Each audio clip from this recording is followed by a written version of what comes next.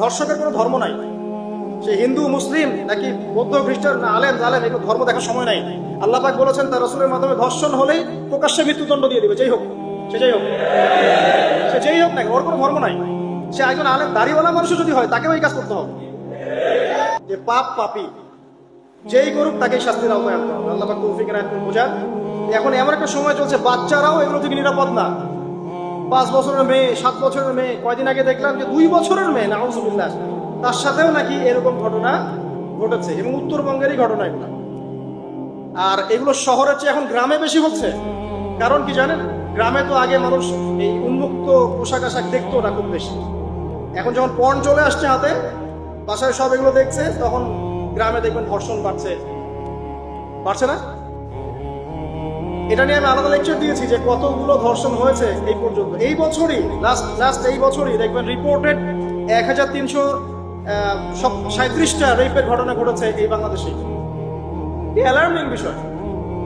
আর আমেরিকাতে প্রতি 6 জনে একজন রেপ হয়, আর রেপের রাজধানী হচ্ছে সাউথ আফ্রিকা, ওখানে প্রতি 3 জনে একজন রেপ হয়। তো এগুলা কিভাবে হচ্ছে? Only because of pornography. এটা যদি এখনো বন্ধ করতে না পারা যায়, আগামী ভবিষ্যৎ খুব খারাপ হবে। যেখানে সেখানে মানুষ জেনা করবে, যাকে তাকে রেপ করবে দেখে নিয়ে, বিকজ এটা ভিতর থেকে মানুষকে পশু বানিয়ে দিচ্ছে। আমরা জানি এর পিছনে একটা বড় ইন্ডাস্ট্রি কাজ করে, যারা সারা বিশ্বে প্রায় 98 বিলিয়ন ডলারের ব্যবসা করে পর্ন দিয়ে। শুধু আমেরিকায় ব্যবসা করে 12 বিলিয়ন ডলারের, সারা বিশ্বে 12 বিলিয়ন ডলার বোঝেন? 1 বিলিয়ন ডলার কত কোটি বোঝেন? 100 কোটি ডলার। বিশাল একটা ইন্ডাস্ট্রি আছে, এর পিছনে টাকা কাজ করে, টাকা, অনলি টাকা। আর এখানে যা দেখানো হয় সবই ফেক, এগুলো কোনোটাই সত্য না। এটা শুধু একটা অভিনয়, আর কিছু না। এটা দিয়ে পুরো স্পেশালি মুসলিম যুবকদের ভিতরে এমন একটা পশুত্ব ঢুকিয়ে দেওয়া হয়েছে যে জেনা, ধর্ষণ, বেহায়াপনা এগুলো বাড়তেই আছে দিন দিন। এটা না কমানো গেলে এবং আইনের সুশাসন নিশ্চিত করা না গেলে ধর্ষণ কমবে না, জেনা কমবে না, ইফতিজিংও কমবে না, মেয়েদের অধিকার আদায় করা সম্ভব হবে না। এটা আমার মত। বাকিটা আপনারা ভেবে দেখেন। আপনারা অনেক বিজ্ঞ মানুষ আছেন, ভেবে দেখেন কি করলে এগুলো কমবে। যদি না ভাবি, আল্লাহ পাক কি করবেন জানেন? একটা হাদিস বলি কেন। যায়নাব বিনতে জাহাশ রাদিয়াল্লাহু আনহা তিনি বলছেন, ইয়া রাসূলুল্লাহ সাল্লাল্লাহু আলাইহি ওয়াসাল্লাম, আনুহলিকু ওয়া ফিনা সালিহুন, আমাদের মধ্যে সৎ লোক থাকা অবস্থাতেও কি আমরা ধ্বংস হয়ে যাব? আমাদের মধ্যে সৎ যে অনেক ব্যক্তি আছে তারা থাকলেও কি আমরা ধ্বংস হয়ে যাব? নবীজি বলছেন, নাম, হ্যাঁ তোমরা ধ্বংস হবে। ইযা কাসরাতুল খাবাস, যখন নোংরামি, অশ্লীলতা, বেহায়াপনা বাড়তে থাকবে, আলেম জালেম সব ধ্বংস। আমরা আমাদের স্বার্থেই কথাগুলো বলবো, কারণ আমরা যদি এগুলোকে প্রতিহত করতে না পারি তাহলে আমাদের বাড়িতেও এই ফিতনা ঢুকে আসবে না? আসবে। দেখে নিয়েন, আল্লাহ পাক বোঝার তৌফিক এনায়েত করুন, আমিন। যখন গুহায় আশ্রয় নেয়া কিছু যুবক আল্লাহর কাছে দোয়া করেছিল, কি দোয়া করেছিল?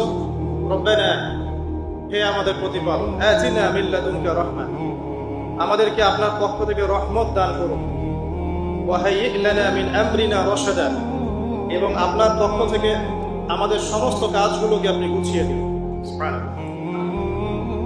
আজকে থেকে 1000 বছর আগে দাকিয়ানুস বাদশার একটা সভ্যতা ছিল। এই বাদশা ছিল তৎকালীন সময়কার একজন জালেম শাসক।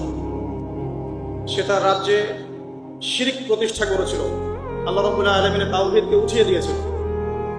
সে তার রাজ্যে নবী সাল্লাল্লাহু আলাইহি ওয়াসাল্লাম, তৎকালীন সময়কার যে নবী আলাইহিস সালাম, তার সুন্নাহকে উঠিয়ে দিয়ে নিজের মন গড়া আদর্শ বাস্তবায়ন করেছিল দাকিয়ানুস বাদশা। তো সেই বাদশার অধীনে থাকা 8 জন বা 9 জন উচ্চ পদস্থ কর্মকর্তার সন্তানকে আল্লাহ পাক হেদায়েত দান করেন, এবং তারাই ইতিহাসে আসহাবুল কাহফ হিসেবে পরিচিত আছে। এই 7 জন বা 9 জন যুবক উচ্চ পদস্থ কর্মকর্তার সন্তান ছিলেন। তারা তাওহীদকে চিনতে শিখলেন, আল্লাহ রাব্বুল আলামিনকে চিনতে শিখলেন, শিরকের সাথে তাওহীদের আপোষ করলেন না, সুন্নতের সাথে চলমান জাহিলিয়াতের আপোষ করলেন না। এর ফলশ্রুতিতে তাদের উপর নির্যাতন নেমে আসলো। রাজা তাদেরকে 3 দিন সময় দিলেন। 3 দিনের মধ্যে যদি তোমরা তোমাদের ধর্ম ত্যাগ না করেছো তাহলে তোমাদেরকে মৃত্যুদণ্ড দেওয়া হবে। তো সেই 7 জন বা 9 জন যুবক ওই রাষ্ট্রের মধ্যে কোনো অরাজকতা সৃষ্টি করলো না, বরং তারা সাইলেন্টলি সেই রাষ্ট্র থেকে চলে গেল। সেই ফিতনাপূর্ণ জাহেলি পরিবেশ থেকে নিজের আস্তে করে সরে গেল, সেখানে কোনো রকম ফাসাদ সৃষ্টি করল না।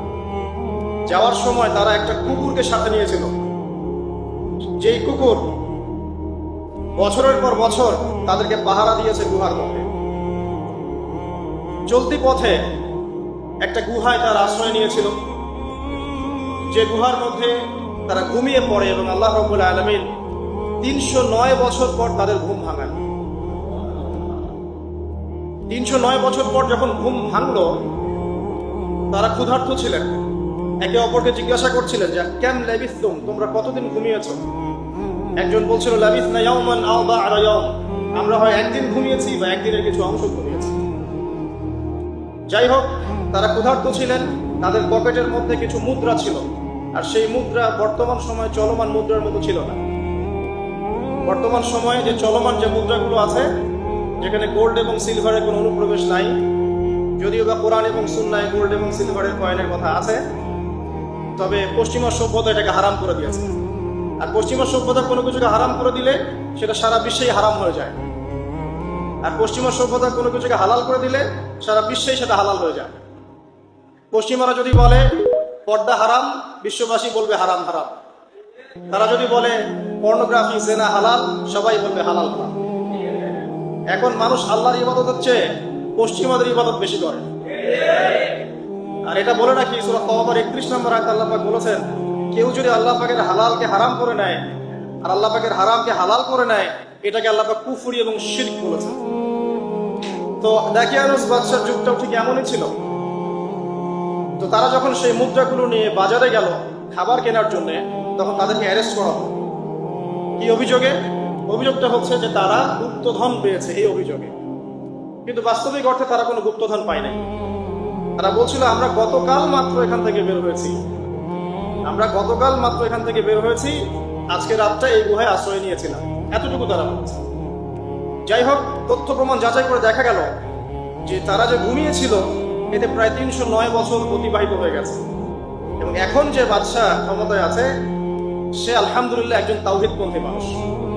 সে আল্লাহকে বিশ্বাস করে, নবী রাসূলকে বিশ্বাস করে, আল্লাহ পাকের ঐশী গ্রন্থকেও বিশ্বাস করে। তবে ওই সমাজের মানুষ একটা বিষয়কে বিশ্বাস করে না, সেটা হলো মৃত্যুর পর পুনরুত্থান, রিজারেকশন যেটা আমরা বলি, মৃত্যুর পর পুনরুত্থান, এই বিষয়টাকে তারা স্বীকার করে না।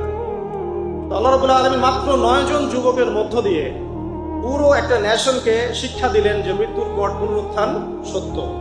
যে আল্লাহ রাব্বুল আলামিন 309 বছর ঘুম পাড়িয়ে রেখে জীবিত করতে পারেন, নিঃসন্দেহে সে আল্লাহ রাব্বুল আলামিন লক্ষ কোটি মানুষকে 1000 বছর পরেও জীবিত করতে পারবেন ইনশাআল্লাহ। এতে করে ওই পুরো সমাজটাই তাওহীদপন্থী হয়ে গেল আলহামদুলিল্লাহ।